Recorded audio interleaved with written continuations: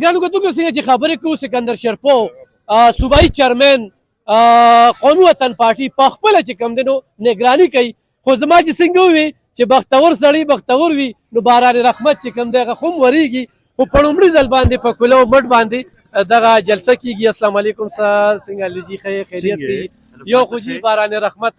دا ډېر زیات ضرورت دا د شهید برکت دی د شهید برکت دی جی بالکل. او بل جی په کولو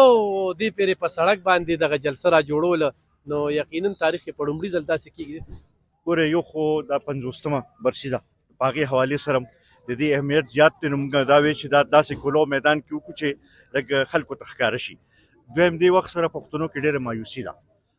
یو طرف ته معاشي بدحالي ده، بل خوا ته چې ګورو نو د دهشتګردۍ او د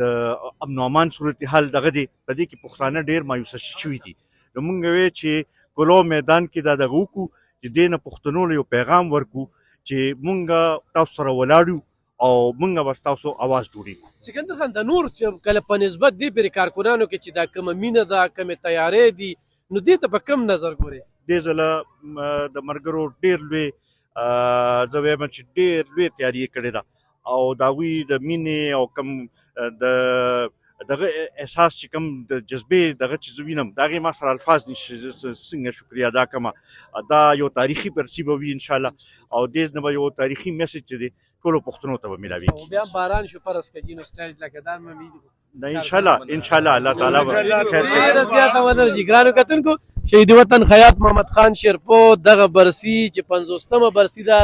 سکندر خان وایي چې په نورو حوالو سره دا خو هم ډېره یو مهمه ده چې 50 کاله پوره شو خو نن خو هم شهید وطن خیاط محمد خان شیرپو د خلکو په زړونو باندې راج کوي،